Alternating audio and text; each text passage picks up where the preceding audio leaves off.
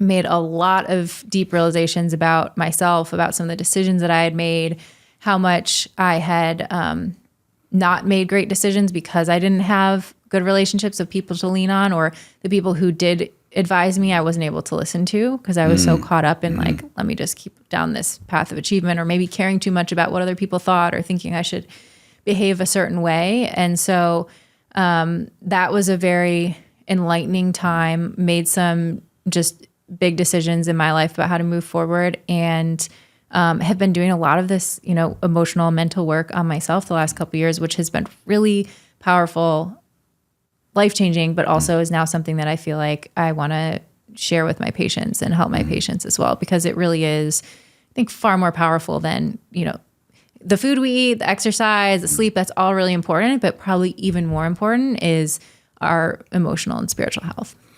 Hi there, I'm Dr. Julie Foucher. I am a family physician working for Wild Health and a former CrossFit Games athlete.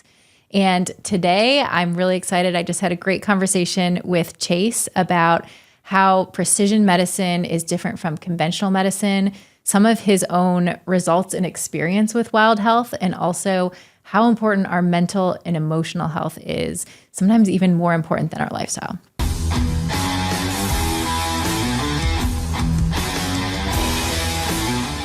Welcome to the show. Thank you so much for being here. I'm so glad I listened to stuff about you instead of just reading about you, because I was fully prepared to go, all right, Dr. Julie Foucher, welcome to the show. It's well, you wouldn't be the first one, yes. Yeah, don't want to be that podcast It's not host. how it looks, yes. Dr. Julie Foucher. That's correct. Welcome. Yeah. Thank you so much for being here. Thank you for having me. You're a beast. I was listening to so many interviews of yours and going down the rabbit hole of what you do and your history. You like 4-time, 5-time competitive CrossFit Games athlete while going to med school, as if that isn't kind of sadistic enough. And just kind of like killing it in the functional medicine world. So many things I want to dive into, but out of the gate, I just have to say what you do and how you do it, and the whole team over at Wild Health. I personally have been a patient with them for, I think, like 6 months now.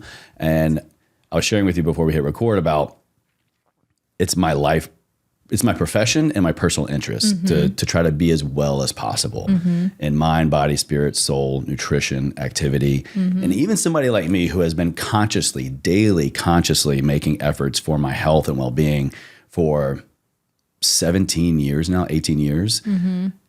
The information I got from that conversation, first of all, I've never had a doctor spend that much time with me, like 60, 75 minutes. I've never gotten that extensive of a report, the genetic testing and biomarkers.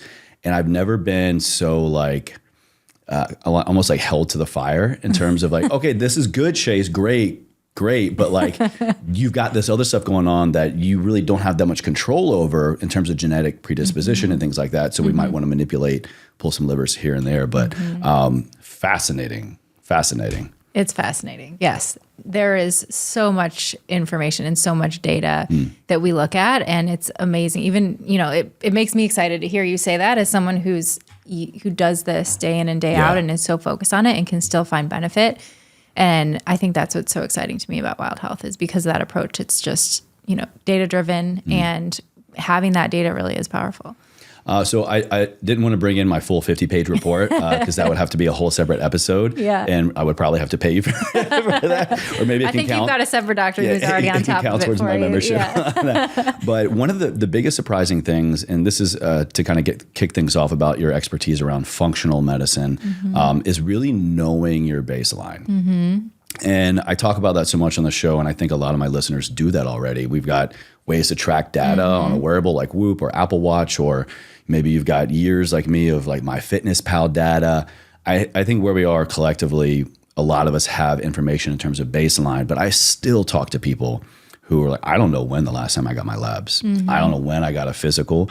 But even beyond that, oh yeah, my cholesterol ratio was like a 3.2, or I'm good here. But the level to which we're talking about peeled back so many layers. Like I said, for someone like me who has all this information already and has all these habits of learning my predisposition to cardiovascular disease. I'm like, what are you talking about? Like what? But then it was like surprise. But now within, I think, just like 3 months, through simple little things, swapping out some carbs, increasing my fats, increasing more sets and reps, I've dropped my triglycerides by like 30 points. Good for you. HDLs increased, I think, by like 10 or 12. LDLs coming down, which normally I wouldn't be super concerned about. But to hear like, hey, Chase, based on what we're seeing, like at the genetic level, these telomeres and everything, like you might want to consider this stuff. Yeah. Oh, that's great. I'm so glad to hear you're getting objective results like that. And I think I couldn't agree more that, there's so many details to fine tune, and knowing your baseline is so important. And not only your baseline of what's quote unquote well, like if you go to a conventional doctor and your blood pressure is 120/80 and your labs look good, they're like, great, send you on your way. But there's so much that we can optimize that then helps us build resilience for whenever something happens. It's unexpected. Like you said, things that are out of our control. Maybe you get in an accident, maybe you get an infection. Like COVID is a great example of this. And if all of your markers are optimal, then you're much less likely to get really sick or to really be debilitated. So I'm really glad that you brought that up. And so many people don't know their markers. I think there's this tendency that, we're fit, we work out, we eat generally healthy, we follow all the latest trends, so I must be healthy, but you just don't know unless you check your numbers and you know where you stand. And we see that even, we had some really interesting data, first cohort of patients that came through our program that all were actively doing CrossFit. We had a few hundred patients, and looking at their initial labs. So these are people you'd think would be really healthy, right? They're doing CrossFit, a very intense form of exercise, generally eating healthy. And 40% of them had some signs of inflammation. 40%? Yeah, 40% had some insulin resistance. And I think it was 72% had abnormal LDL. So just because you're fit doesn't necessarily mean you're healthy, or even looking at long-term longevity prevention, there's always things that we can optimize. And that's what we try to do, is catch things early so they don't become a problem. I've got a family member who is just like jacked and prioritizes training a lot, like almost like, relax, and high cholesterol. And it's one of those things, just like, what can I do? What can I do? Like, you're doing all the things, but to a certain extent, out of the gate, we all kind of are ahead of the curve or behind the curve, so to speak, in certain things, which is kind of what I want to bring up first. I've been saying functional medicine. What is that, and what's the difference between that and traditional medicine, and why should someone care about maybe leaning into the functional medicine world? Sure. So I'll answer that, and then I'll also talk a little bit about precision medicine. There's all these terms that get thrown around, like integrative, alternative, functional, precision, and they're all sort of different flavors of similar concepts. But when I think of functional medicine, I think of getting to the root cause. So identifying, if you have a set of symptoms, identifying what is the underlying cause of those and addressing that, as opposed to, using a treatment or a medication that masks the symptoms. Which still might work, but we're not getting to the root. It's like grabbing the weed at the top of the ground instead of going down to the bottom, pulling it out from the root. That's right. Like, I think, metabolic syndrome is a great example of this. So if someone comes in and they have high blood pressure, we can give you a medication that lowers your blood pressure and your blood pressure number looks good. But because we haven't addressed the root, that metabolic dysfunction, probably you're going to pop up with some high cholesterol or maybe some diabetes. And you can kind of play whack-a-mole and give medications for each of those. But the underlying kind of smoldering... Lack of disease, right? Lack of chronic illness. That's right. That smoldering infection or inflammation is still there. And ultimately down the road, that's what leads to heart disease, Alzheimer's, strokes, things like that. And so if we don't address the root cause, then ultimately we're still trending in the same direction.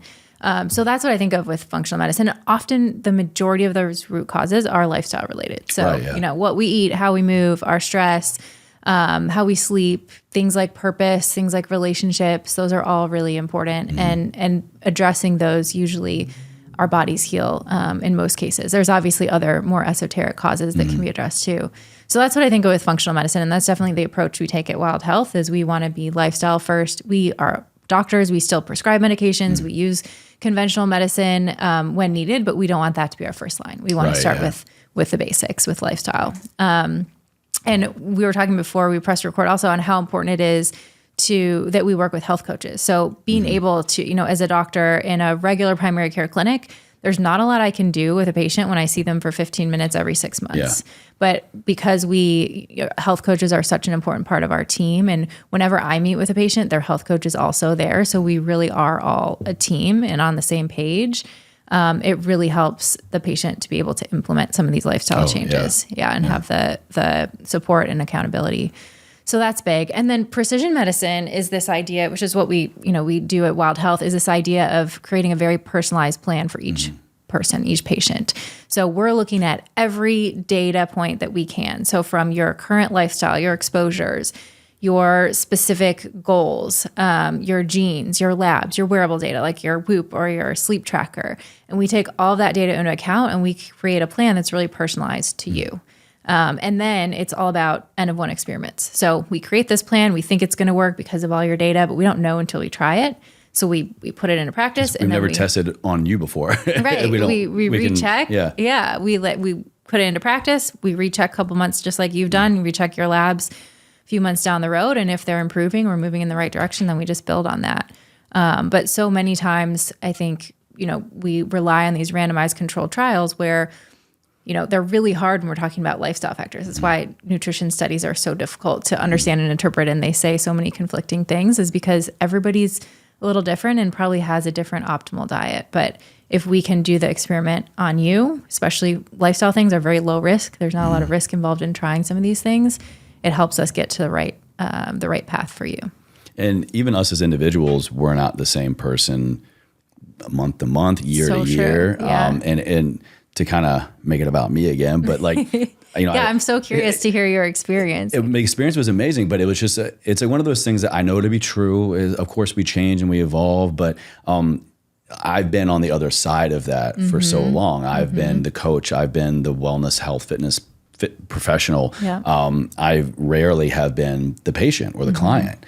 And so it was a great time, I think, in any expertise to really kind of check yourself. And okay, Chase, you know a lot, cool. But what if there's something that either you don't know or maybe you've forgotten about or kind of have gotten far away from baseline that needs to just be a friendly reminder? But ultimately, it was this reminder of, you have all these healthy habits and they're serving you in a lot of ways in congruence to your personal goals, which number one is going to help with adherence no matter who you are, what you're working on. But I was like, you started these 3 years ago, 5 years ago, 10 years ago.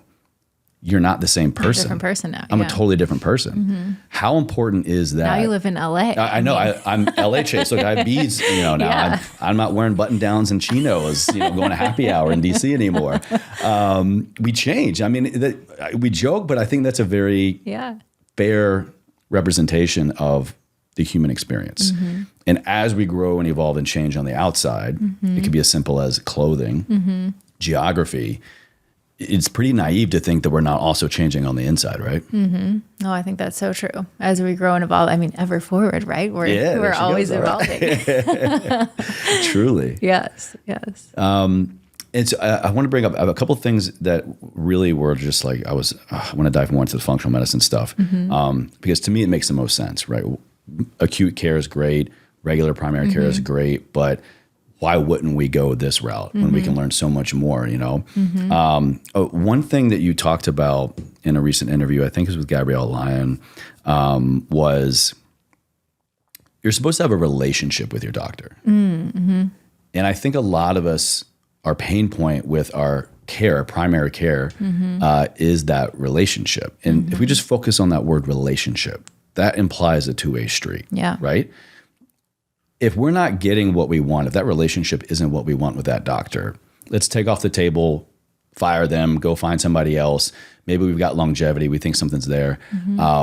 What can we do as the patient to really kind of be our own advocate a little bit, or to just like level up that relationship side? Because I think people forget that. It's a relationship. So we should also be contributing, asking questions, maybe even demands, right? Absolutely. Yeah, I think it's tough. And I think it's something a lot of people get frustrated with. I think doctors get really frustrated with it too, because that's why most of us went into medicine, is because we like people and we want to help people and have relationships with our patients. Do they all like people? I don't know if it's all true, but questionable. I think the ones that went into family medicine like we do, but but it's hard. And I think, the traditional system makes it very hard because it's really squeezing visit times and increasing documentation requirements. And so I know the average visit time is like 11 minutes, I think, or something like that. I think so. Yeah. It's very, very short. And so that makes it really hard to develop a relationship. And so I think,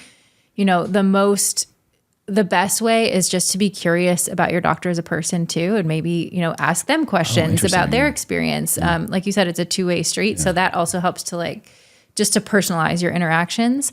And I think you're so right about advocating for yourself, bringing questions, ideas. I think that you may find some people get frustrated by that because they're stressed out and burnt out and busy. And it's like, oh man, one more thing that I have to That's what I'm going to the doctor for, right? Right. Like you tell me, but. Right. But but I think most doctors really are very curious. They're scientifically minded. And so they want to be asked questions. And oftentimes patients are bringing things to their doctors that make the doctors think differently and are new. We don't learn a lot about nutrition and exercise and sleep and stress in medical school, unfortunately. Right. Not the traditional MD route. That's right. Yeah. So there's a lot, I think this newer generation of doctors, because it's so prevalent in our society now and people are seeking it out on their own for their own health, and medical school curriculum are changing. It's a slow process, but I think the more you bring to doctors, you ask questions, even not be afraid to bring studies that you read about, if ask if they're relevant to you, and just be open and curious about it. I think that helps to develop the relationship. Does it ever get annoying, you think? I can imagine a doctor being like, okay, here's another WebMD, pioneer. What did you find on the internet now? But is there a way to really kind of present it so that your doctor will really hear you? Yeah, that's a great question. So I've heard that. So, I think it's all about the way that you bring it. I think that if you come with curiosity and you respect your doctor's expertise and opinion, I think they're happy to have a conversation.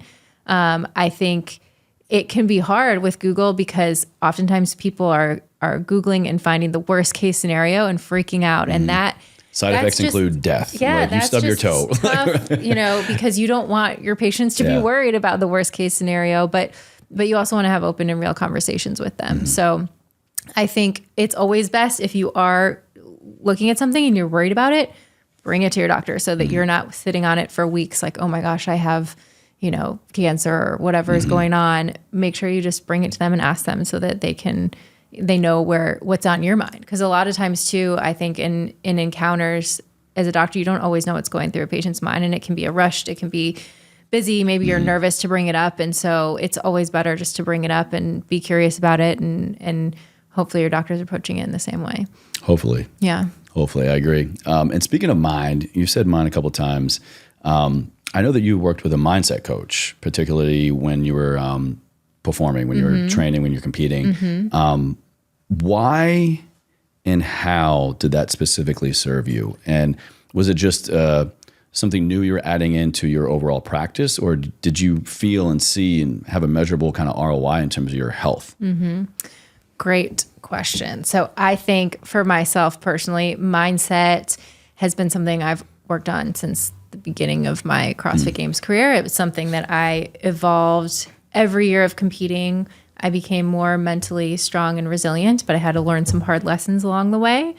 And I did reach a point where, like you said, I was in medical school and training for the games at the same time, where things got really tough, and it was not, I'm glad I did it, but as far as my mental health, it was tough. And so that's really what prompted me to start working with a mindset coach around that time. I think it was 2013, 2014, towards the end of my competition career. And it was so helpful just to bring more perspective, to be able to understand, really connect with my purpose, why I was doing what I was doing, to gain tools. So, visualization was obviously a very powerful, well-studied tool for performance, and used a lot of that. Being able to look at the balance of all the different areas of my life and make sure that those were all in balance. And a lot of identifying the types of thoughts I was having, how I was preparing for even training sessions or competition. And it helped me a lot in the moment. I think I strayed away from it a bit then as I went into residency and finished medical school. And probably got a little busy. Yeah. And I've come back to it recently. Over the last couple of years, I had a huge focus on mental strength and resilience. And it has made a world of difference for me, just in day-to-day life. So yeah, it's been very, very beneficial. You're hitting on such an incredible and very important topic. And we are a system made up of systems. Quite literally, all these different systems running in the background, ones that are just there and others that we can consciously kind of manipulate. But I think we forget about the one up here, which is really running it all. And, talk about having a big impact on your health. Your thoughts literally can change your physiology. And we know that now. There's a whole field of study called psychoneuroimmunology. How so? We have the medical professional here talking. This isn't L.A. Wu Chase talking about the stuff that I do all the time. Please expand on that. Well, I'm no expert in this field, but there is a field of study called psychoneuroimmunology, and also involves some endocrinology in there too. But if you think about it, you can even just do this exercise. So if you just are sitting and you think of, a moment that was really scary, like, you got into a car accident, or you're worried that you start worrying about what if something happens to like my kid or my dog or whatever. Or if I run out of strong coffee, I get terrified. Yeah, you get really scary. And just like sit there and think about, like, even if you're listening to this, just close your eyes and imagine that. And you can see like what starts to happen to your physiology. Your heart might go faster. You might feel some tightening in your chest. Yeah, and where you feel it is a good sign as well. Yeah. Yeah, you might feel different sensations. And that's because your thoughts are triggering your hormones. You're triggering a stress response. Your cortisol, more quickly you're triggering noradrenaline and norepinephrine. And if those are, and those then impact, your blood pressure, where your blood flow is going. It's taking away blood flow from your gut and going more into your muscles. Even though it's not, air quote here, real. It's just we're remembering something, or even in like PTSD or a flashback, a trigger. It's becoming real physiologically. Absolutely. Wow. And then if you do the opposite, if you are sitting here and you're in a state, this is why there's so many studies on gratitude. If you're feeling very grateful, or you're imagining a very warm memory, happy memory, you start to feel the opposite. Your body's maybe relaxing, maybe your heart's opening up, you're feeling more like tingling. There could be different sensations, and that's because your body's going into more of a parasympathetic state.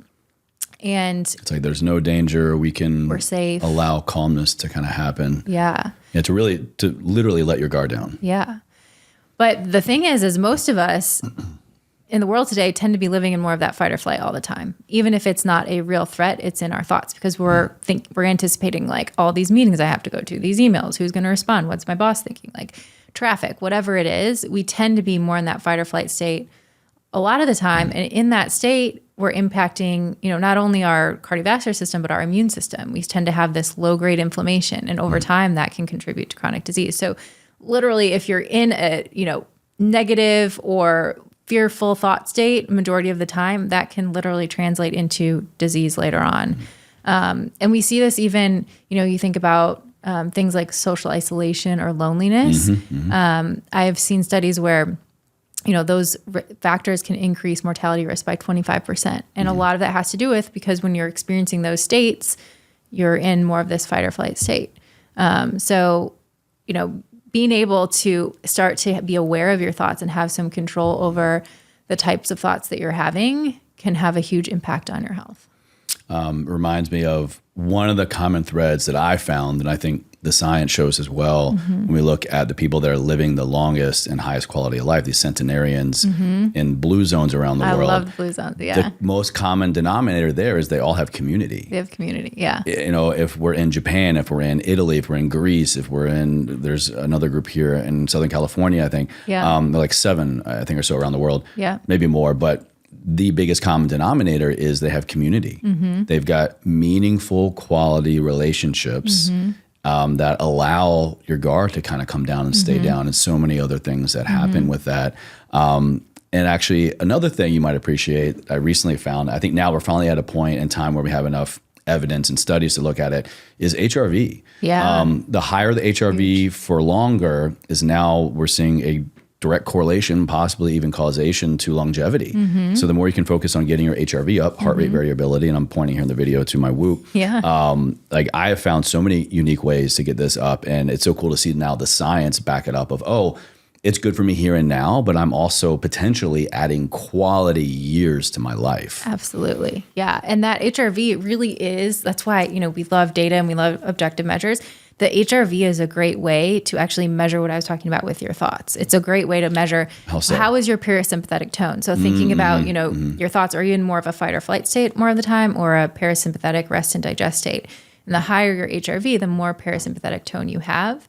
And so long term, that can result in, better health outcomes. So like we always are doing, we love to use HRV as a marker of a way to track, and we'll do all different types of experiments to figure out, at Wild Health, what's best for you to increase your HRV. So I'm sure you've tried a million different things and found, the ones that make a big difference for you. You want to know the one? Yeah, I would. The one. And I can pretty much now guarantee it. Yeah. It's a test that I can do on the fly. Okay. If I carve out time for meaningful relationships. Yeah, it's it. And when I do that, there are a couple other contributing factors there. What I'm not doing is working. So like my stress level is down. Sure. I'm closing the laptop. I'm getting away. I'm getting out of the house. Yep. I'm usually connecting with people, quality time, whether it's my wife, friends, family members, outside. So just think about what all really goes down when you're focusing on quality relationship time. Yeah. You're outside of your norm. You're connecting with nature. You're doing fun things. You're out of your routine. You're not stressing. Again, your guard is down in a good way. I noted that last year, actually. That plus I went through a psilocybin protocol, 2 days on, 1 day off for a month. Like it was 0.165 grams. And that alone, in about 3 weeks, I got a 40% HRV jump. That's a huge jump. And it stayed. Wow. Yeah, I went from like high 60s, low 70s on a really good day. Yeah. Now I'm like 140s, 150s. That's insane. Yeah. Wow. And it stayed. Yeah. But also what happened during that time was I was much more in tune with my emotions, and I felt very connected in my head and my heart. And then it made me more aware of like, oh, I need to spend more time with my wife. I want to go connect with this friend I haven't seen in a while. Yeah. So it all kind of fed each other. But I couldn't agree more. I think that, we are relational, emotional beings. And I notice that, when my relationships are good, I see my HRV being higher. If there are things, if there's tension, so it's not just me. That's cool. If there are things that are, unsaid, which is why I've also, over the past couple of years, as I've dove down this path myself, spend a lot more time on relationships, and not just spending time, but quality time, and making sure if there are things that have not been said, if there's tension, if there are, you're being fully open with each other. There's so much, I think people get so afraid to maybe talk to someone about something that's sensitive, or maybe there's some tension, but always, always, always, if you have that conversation, you're both going to feel better afterwards.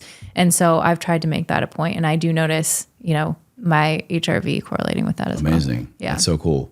I'm pushing like almost 3 years of data on Whoop now. So I've got all the information leading up to it. Yeah. And so much of my life, like 85% is pretty regimented. Yeah. The only change really was that protocol and then more quality time. Interesting. That's fascinating. And I normally am wearing my Whoop, but I've been traveling and I left my charger at home. So I'll have to add that to the swag bag. I've got extra batteries and stuff like that. So duly noted. Yeah. But to kind of shift gears a little bit and to get into your personal story a little bit more, speaking of spending quality time, I know from what I heard was that was kind of weighing on you quite a bit during the time of med school and competing in the CrossFit Games. You had quite a few deaths in the family. Oh, and so you didn't have that quality time with these people. You even then went on to kind of talk about how that negatively or less than ideally impacted and influenced kind of your performance, and was something that you really, probably rightfully so at the time, like, I'm not going to deal with this right now. I can't deal with this right now. I'm not facing or acknowledging the grief, the depression. As much as you're comfortable with sharing, can you kind of shine a light on that era of your life? And then how and why did you actually go back to address the depression and the grief in your mental health to support your overall physical health?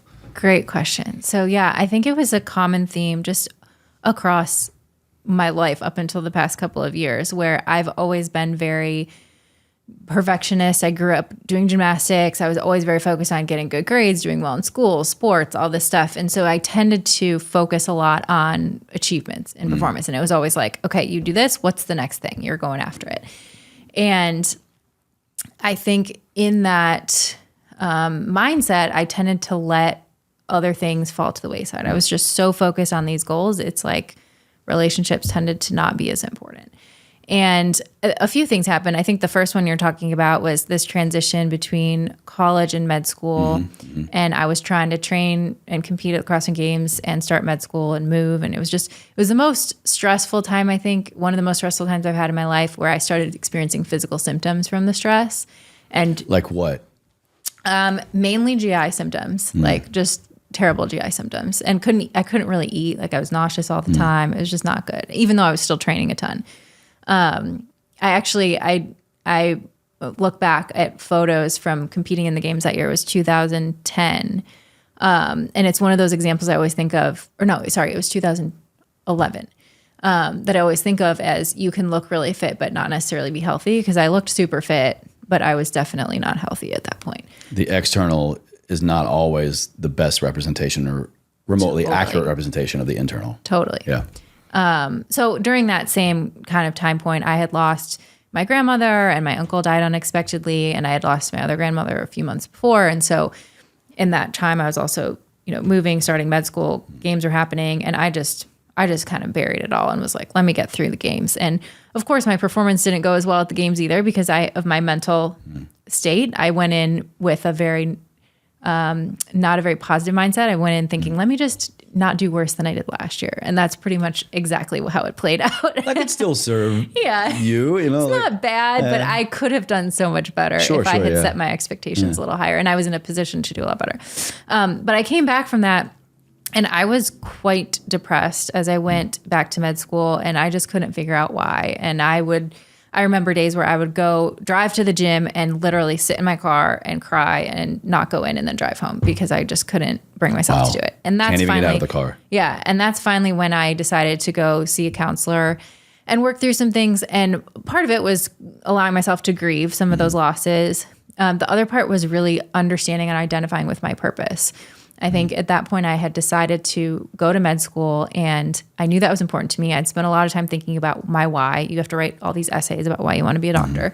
But I hadn't done the same. They don't make it easy for you, I hear. Yeah.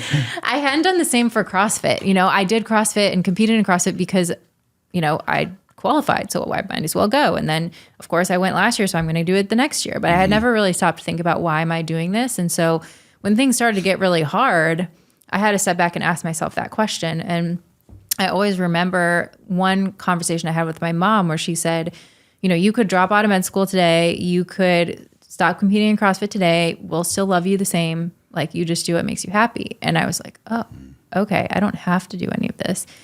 And so I stepped back and realized I really did want to do it. And I was able to identify with my why. And then all of a sudden training became a lot easier. I enjoyed it. I actually ended up having my best finish ever in 2012.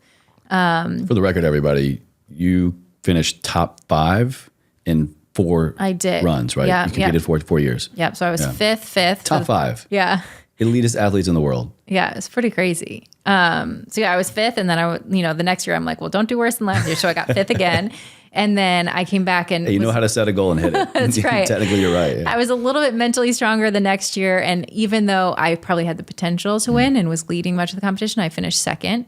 And then came back and I took a year off for med school things and built on my mental strength, finished 3rd. And then my last season, I actually ended up tearing my Achilles in the qualifying competition. So I did not go to the games that last year, but I felt mentally and physically stronger than I ever had been. And for me, that was really a example of, it's not about the outcome, it's about the process. And just knowing I had been able to overcome a lot of milestones in training and mental obstacles. And I felt really good about where I was, and then ending my career and going back to med school. So that was one aspect. And then the other big, I think, transition time for me was when I graduated from residency. And it was the first time in my life, this was in 2020 during the pandemic, a lot of things changed, but I, for the first time, had some empty space. Like, it wasn't, I came out and I initially... Like white space on the calendar. Yeah. Free time. What is this? Like, what is this? No plan A, B, C, D, E laid out, but I really forced myself to just take time. And I am so glad I did. And I would recommend it for anyone to, I'm lucky that I was able to do it for a few months, but made a lot of deep realizations about myself, about some of the decisions that I had made, how much I had... not made great decisions because I didn't have good relationships of people to lean on, or the people who did advise me I wasn't able to listen to because I was so caught up in like, let me just keep down this path of achievement, or maybe caring too much about what other people thought, or thinking I should behave a certain way. And so that was a very enlightening time, made some just big decisions in my life about how to move forward, and have been doing a lot of this, emotional, mental work on myself the last couple of years, which has been really powerful, life-changing, but also is now something that I feel like I want to share with my patients and help my patients as well, because it really is, I think, far more powerful than, the food we eat, the exercise, the sleep. That's all really important, but probably even more important is our emotional and spiritual health. Yes. Yes. Mic drop right there. I'll just echo that by saying, like I was saying earlier, I have committed my life. I made a choice, really out of necessity, kind of getting through some significant injuries and even fear. Like I was sharing with you, what my father had is not hereditary, but when that happened, there's still like the fear of God. Of anytime I get like a muscle twitch, I'm like, shit, did it get me? Totally.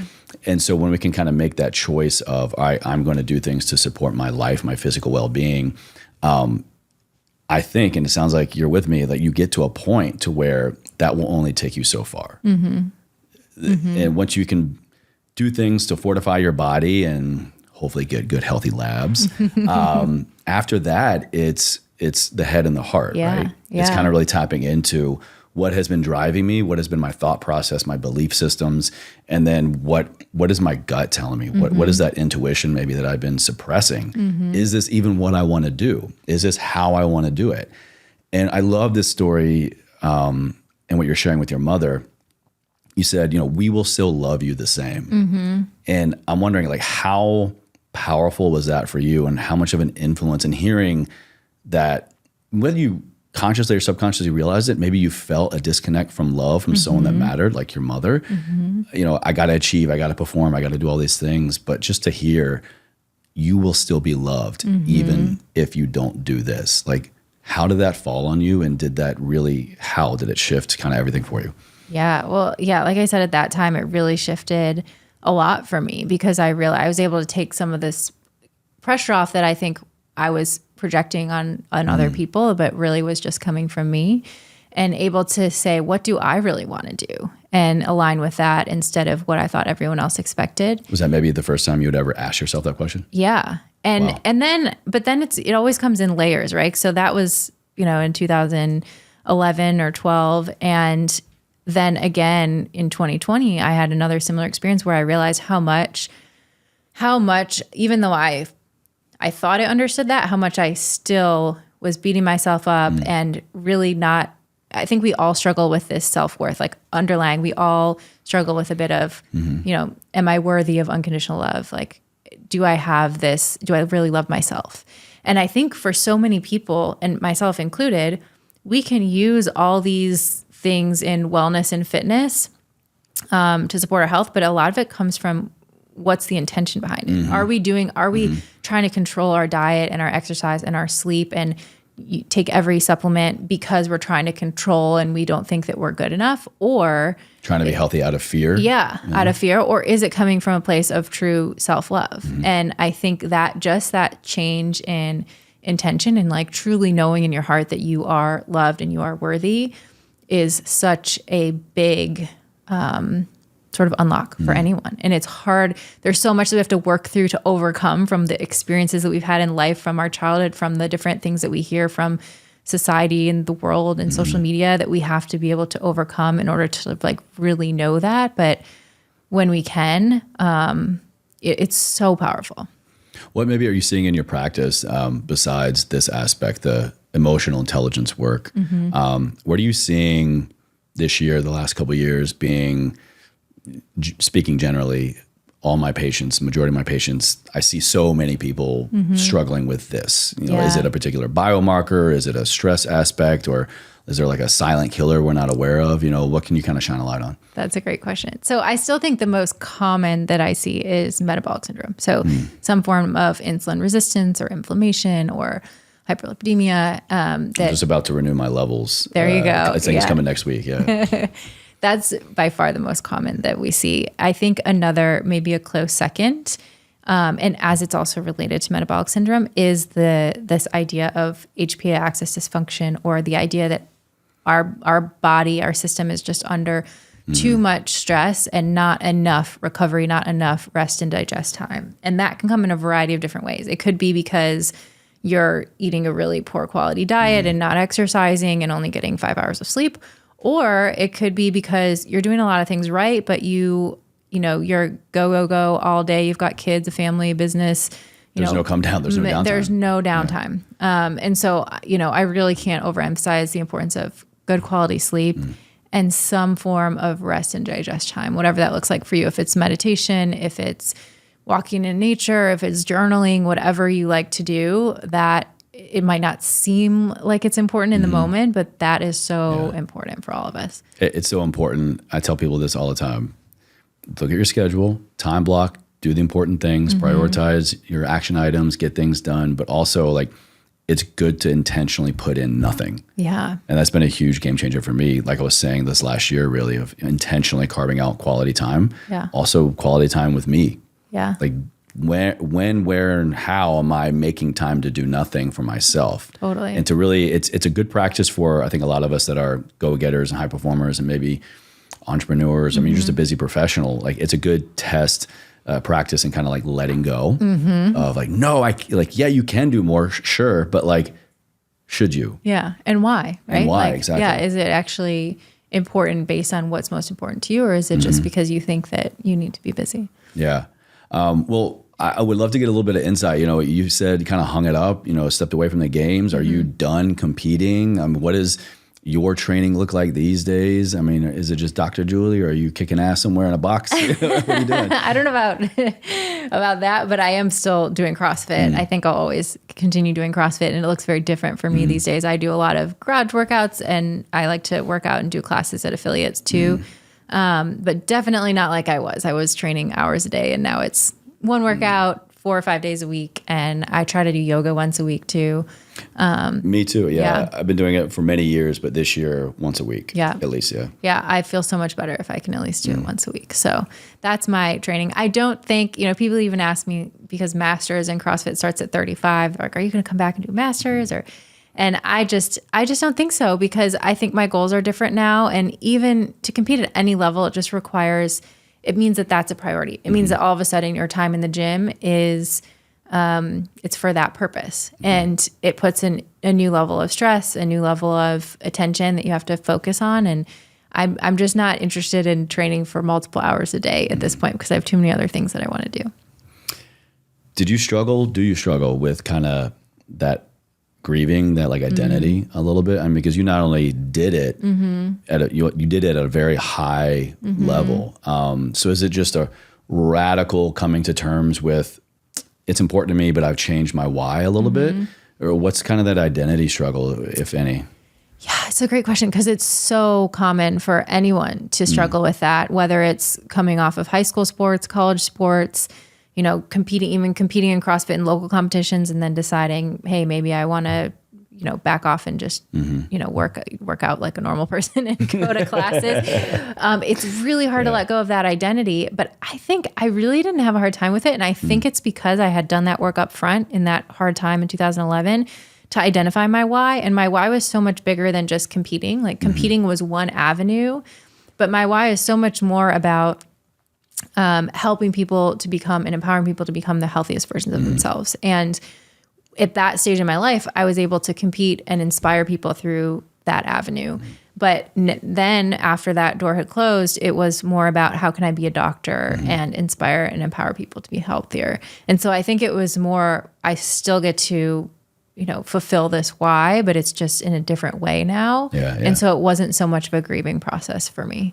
Isn't that so cool? It's just the best when, like, even when you start down a path of doing something, I think I know why I'm doing it, but the more attention you pay to what you're doing, how you're doing it, when you're doing it, with whom, but specifically for why, like when that why just gets even more and more and more clear, all the other stuff kind of goes by the wayside. Totally. You don't have as much identity wrapped into what you're doing, but you can still do it for right reasons, your reasons, and still get great results. That's so cool. I love when people you step into your greatness. And anybody, whatever you're doing, however you're doing it, if you just have such intentionality and clarity behind it, there's something just so unwavering about that. And it doesn't matter what happens because you know what you're doing, why you're doing it, where you're doing it, all the above. Absolutely. And bringing it back to the blue zones, I think it's the Okinawans that use the term ikigai. That's, you know, the reason why I wake up in the morning. It's your purpose. It's the way that you can, you know, find something that you're really good at that brings value to other people that you can make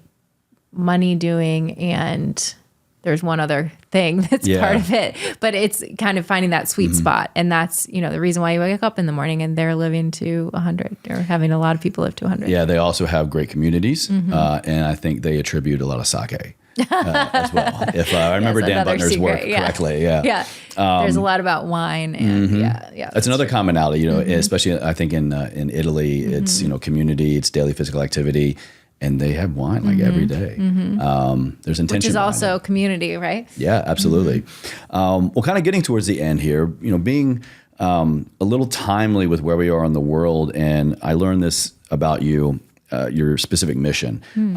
There's a lot going on in the world right now with women. Women's rights, what's going on in Iran. And I'll speak to that. My wife is Iranian. And so like we're very, very in it. So as much as you would like to say on that, but just talking about specifically women right now, because I know that's a big part of your mission is your mission is to impact the world through the healing of women. So my question is, how are women, do you think, most in suffering now, the physical, mental, emotional self? And how would you go about serving them? Where do you see women's health hurting the most right now? And what do you want to do about it? Oh, such a great question. So I think, you know, that's where I see my purpose mainly because that's how I identify. You know, it's close to my heart. And I think that women very much similar to men, I think the root is similar. And so much of it is what I just talked about before, which is this belief that you are enough. And I think that there are so many women who are told, whether it's through, you know, the people around them, through social media, through society, that they're not enough, or there's all these ways that they are, you know, in some cases, their government. Their government. Extreme levels. And so I think, you know, that is really the root. And I think it's also true for men probably too, but women, I think maybe more so.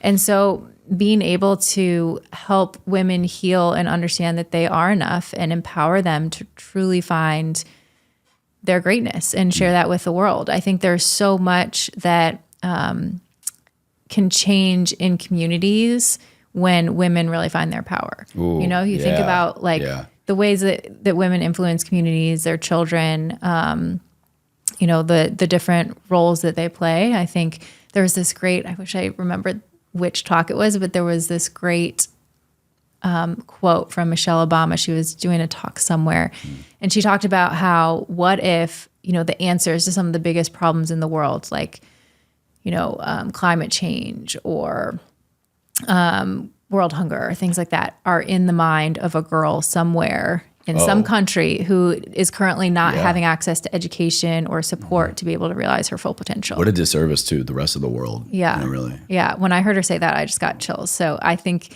there's so much, you know, women are so powerful. And I think that so many of us are not able to share that with the world because we have this story of I'm not good enough or I'm not valued. Reminds me of this phrase. I don't know if it's an original from her, but I hear her say it the most, and that's my mother-in-law. She says, the man might be the head of the house, or the man might think the head of something, whatever, but the woman is the neck. Oh. She turns the head however she wants. That's great. That's too funny. That's too funny. Well, we work well as a team. Very true. The head and the neck need each other, right? And we should remember that. Well, this has been great. Thank you so much. I love your work, your history, your story. And again, shout out Wild Health for just really being right now. I maybe again, I'm a little biased because this has been my profession for so long and now what I do still personally and professionally, but this type of look at the human experience and helping us understand instead of just, I'm the doctor, you're the patient, do what I say, don't do this, do that, but just really empowering the person with information in really informative testing.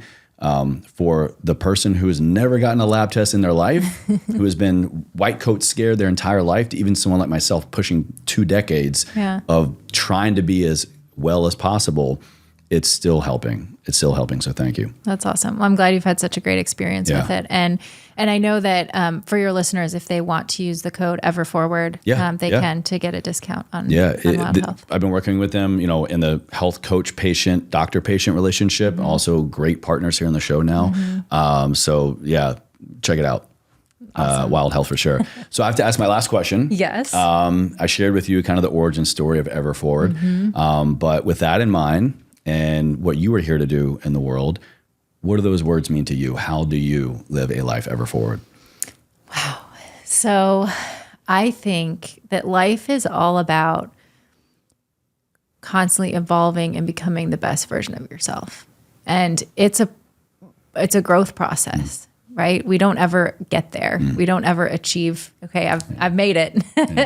But it's this constant process of evolving, growing, becoming a better version of yourself so that you can help other people, that you can make the world a better place. And it's unlocking whatever your full potential is so that we can all be better. I'll take it. There's never a right or a wrong answer, I say. So thank you for your interpretation. Yeah. I'll have all of your information down in the show notes. You guys check out under episode resources and under the video box, you and Wild Health. And honestly, I don't know. It might be a HIPAA violation against my own self, but I want to just publicize this 50-page report of my testing. It's incredible. 50 pages in a 75-minute consult. Never have I ever, and we could have talked longer too, but we both ran over time. Yeah. So thank you. This is great. Yeah. Well, thank you so much, Chase. This has been awesome. I've really enjoyed all the conversations. I'm just glad that you've had such a great experience with my pleasure. Too.